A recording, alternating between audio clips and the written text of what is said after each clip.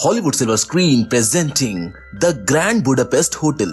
कहानी की शुरुआत में हम एक लड़की को ग्रेवयार्ड में जाते हुए देखते हैं। वहाँ पर वो अपनी पॉकेट से चाबी निकालकर एक स्टैचू के ऊपर टांग देती है। दरअसल ये स्टैचू एक फेमस ऑथर का है और उसको श्रद्धांजलि देने के लिए लोग उसके ऊपर चाबी टांगते हैं। इस लड़की के हाथ में द ग्रैंड बुडापेस्ट होटल नाम का एक नॉवल भी है जो कि इसी ऑथर ने लिखा है। फिर ये लड़की इसे बैठकर पढ़ने लगती है।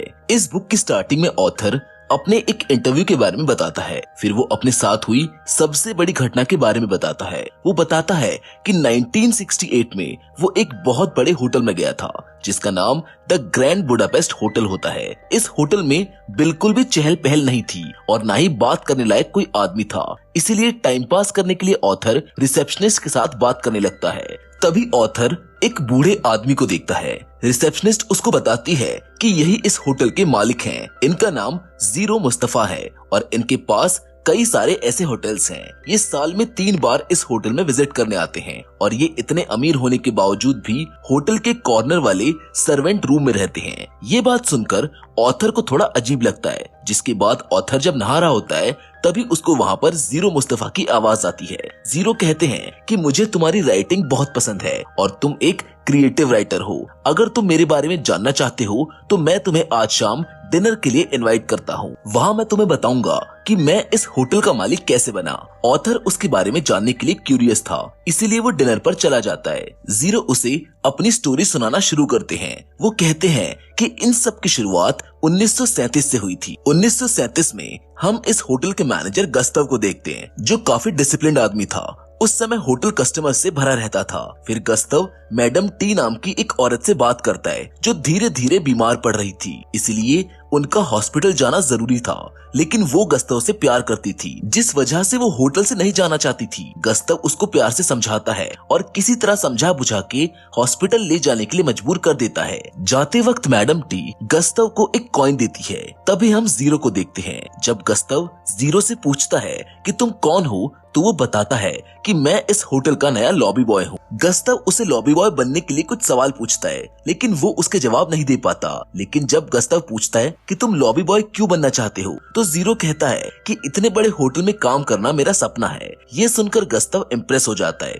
और कुछ ही दिनों में उसे सारा काम सिखा देता है। जीरो नोटिस करता है कि गस्तव होटल में अकेली आने वाली बूढ़ी औरतों के साथ अच्छा बर्ताव करता है और उनसे फिजिकल बॉन्डिंग भी रखता है, जिसके बदले वो औरतें उसको फंड डोनेट किया करती थी। इस होटल के मालिक के बारे में कोई नहीं जानता था, लेकिन मालिक की तरफ से एक वकील यहाँ पर हर महीने आया करता था। कुछ दिनों बाद जीरो न्यूज़पेपर में देखता है कि मैडम टी की डेथ हो गई है और उनका मर्डर हुआ है। इसीलिए गस्तव मैडम टी के फ्यूनरल में जाता है और अपने साथ जीरो को भी ले जाता है। और जब ये रास्ते में होते हैं तो कुछ पुलिस ऑफिसर्स आकर इनके डॉक्यूमेंट्स चेक करते हैं। जीरो के पास कोई डॉक्यूमेंट नहीं है, इसीलिए उसे पुलिस अरेस्ट करने लगती है। तभी गस्तव उनसे लड़ाई करता है। पुलिस ऑफिसर जीरो और गस्तव को पकड़ लेते हैं। तभी उनका चीफ इंस्पेक्टर हैंकल्स वहाँ आता है और वो गस्तव को जानता था, इसलिए वो उसको छोड़ देता है। मैडम टी के घर पर पहुंचने पर उनकी नौकरानी उसे मैडम टी के कॉफिन पर ले जाती है। यहाँ गस्तव को नौकरानी कहती है कि आपको मिस्टर सर्ज ने अपने ऑफिस में बुलाया है। वहाँ जाने पर गस्तव देखता है कि मैडम टी के सभी रिश्तेदार वहाँ पर उसकी वसीयत में हिस्सा लेने के लिए आए हुए थे। आज ओवेक्स मैडम टी की वसीयत पढ़ने वाला है। ओवेक्स वसीयत पढ़कर बताता है कि मैडम टी की सभी कंपनियां और उनका घर उनके बेटे और तीनों बेटियों में आधा आधा बांटा जाएगा। जिसके बाद ओवेक्स कहता है कि मैडम टी के घर में लगी सबसे महंगी पेंटिंग गस्तव के नाम पर कर दी गई है, जिसका नाम the boy with the Apple होता है। ये सुनकर सभी में हलचल मच जाती है कि उन्होंने इतनी महंगी पेंटिंग को किसी अनजान आदमी को कैसे दे दिया। इससे मैडम टी का बेटा दिमित्री इस बात से काफी गुस्सा हो जाता है और वो गस्तव को पेंटिंग देने से मना कर देता है। गस्तव भी अपनी जिद पर अड़ जाता है, इसीलिए दिमित्री उसको पंच मारता है।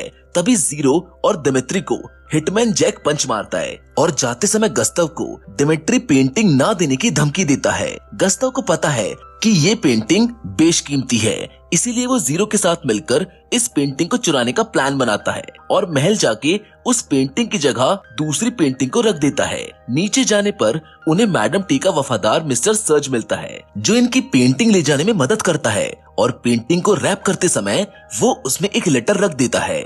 अब ट्रेन में गस्तव जीरो से कहता है कि इस पेंटिंग को बेचकर हम दोनों विदेश चले जाएंगे और इसके बदले मिलने वाले पैसों का 0.5% मैं तुमको दे दूंगा। फिर गस्तव इस पेंटिंग को लॉकर में छिपा देता है। तभी इन्हें पता चलता है कि बाहर पुलिस आई है। पुलिस उससे कहती है कि हमको जो सबूत मिले हैं उससे ये साबित होता है कि मैडम टी का मर्डर तुमने किया है, इसलिए पुलिस उसको गिरफ्तार कर लेती है। अगले सीन में हम जीरो को देखते हैं जो जेल में गस्तव से मिलने के लिए आया है। गस्तव उससे पूछता है कि क्या तुम्हें मैडम टी के असली कातिल का पता चला, जिस पर जीरो कहता है कि मुझे लॉयर कोवेक ने बताया है कि 19 अक्टूबर को मैडम टी के किसी खास आदमी ने उन्हें जहर देकर मार डाला और पुलिस को एक आदमी ने बताया कि उसने गस्तव को मैडम टी के कमरे में जाते हुए देखा था, जिससे सारा शक गस्तव के ऊपर चला गया। पुलिस को जानकारी देने वाला आदमी और कोई नहीं बल्कि मिस्टर सर्च होता है। जीरो बताता है कि सर्च इस वक्त शहर से गायब हो गया है।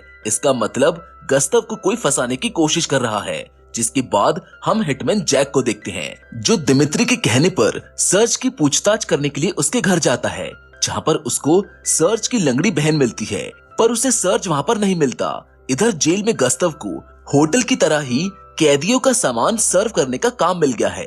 यहाँ पर गस्तव अपने जेल में बने 5 दोस्तों को होटल से आया हुआ केक खिलाता है। जब गस्तव यहाँ से जा रहा था तो एक कैदी उससे कहता है कि हम जेल से भागने का प्लान बना रहे हैं और अब से तुम भी हमारे साथी हो। फिर इनका बॉस उन्हें अपना प्लान बताता है। वो कहता है कि जेल के ग्राउंड फ्लोर में बहुत सारे पुलिस है और मेटल के दरवाजे, जहाँ से बच निकलना मुश्किल है, इसलिए उन्हें जेल के सबसे नीचे वाले कमरे से जो सीवर गुजरता है उसी सीवर से होकर इनको गुजरना होगा। अब वो उन्हें जेल का बनाया हुआ नक्शा दिखाता है जो एकदम परफेक्ट होता है।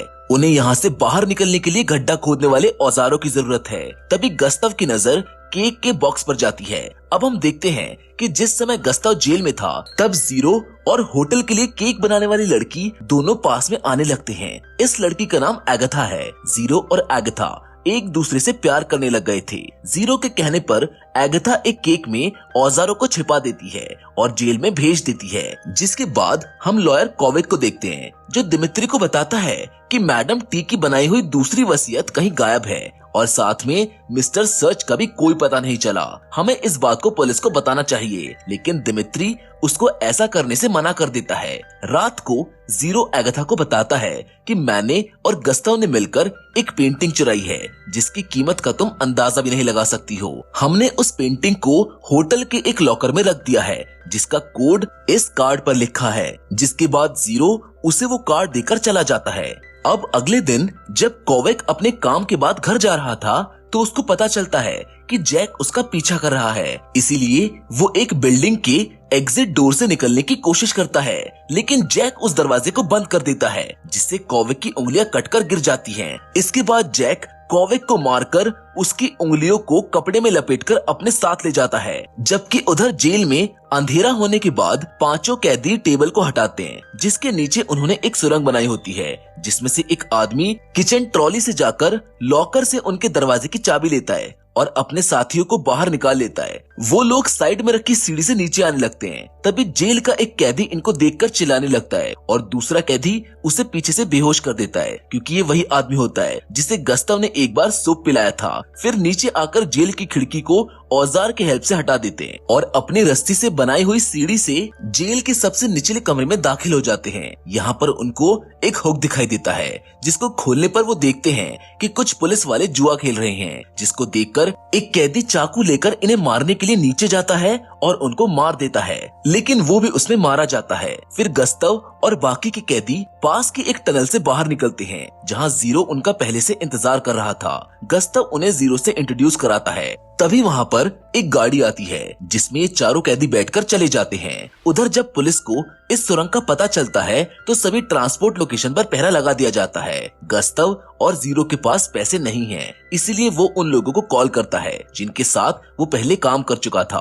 वो सभी लोग दुनिया के अलग अलग जगहों के होटल्स में काम करते हैं। वो एक दूसरे को कॉल करते हैं और गस्तव के सबसे पास वाला आदमी उसको लेने के लिए आ जाता है।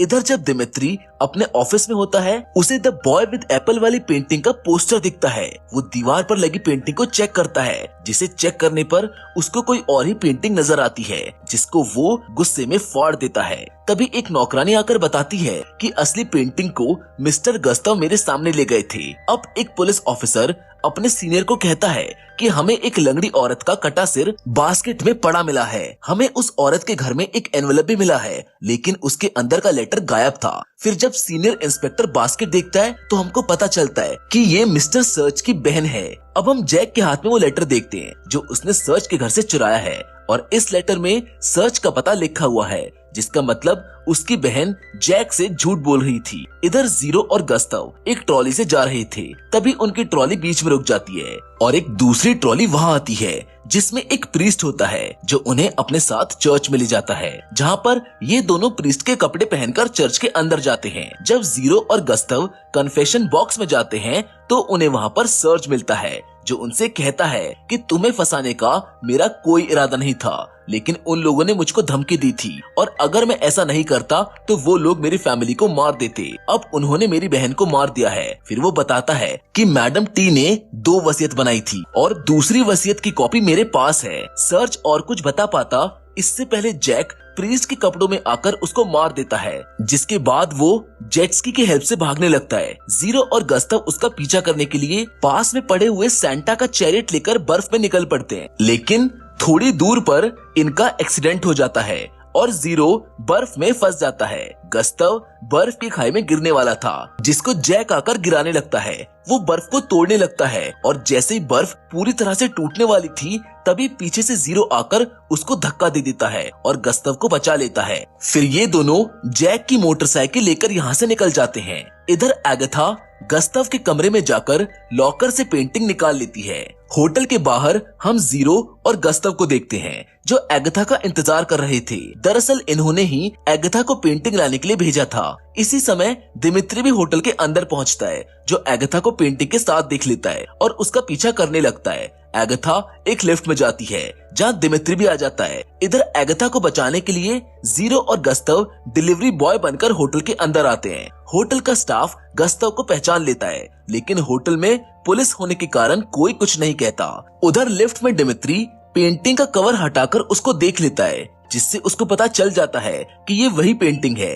एगाथा उससे बचते हुए भागने लगती है। दिमित्री उसके पीछे भागते हुए जब बालकनी में आता है तो उसके सामने के लिफ्ट से जीरो और गस्तव भी आ जाते हैं और दिमित्री उनके ऊपर फायरिंग करने लगता है। गोलियों की आवाज सुनकर वहाँ पर पुलिस आ जाती है, जिसके बाद दिमित्री के लोगों और पुलिस के बीच फाइट होने लगती है। तभी वहाँ पर इंस्पेक्टर हैंकिंस आ जाते हैं जो सबको शांत करवाते हैं। फिर गस्तव उनको बताता है कि दिमित्री ने ही अपनी माँ का मर्डर करवाया है और सर्च को नकली गवाह बनने के लिए मजबूर किया। तभी उन्हें एगाथा के चिल्लाने की आवाज आती है जो पेंटिंग के साथ बिल्डिंग में लटकी हुई थी, और जब जीरो उसकी मदद करता है तो वो भी लटक जाता है।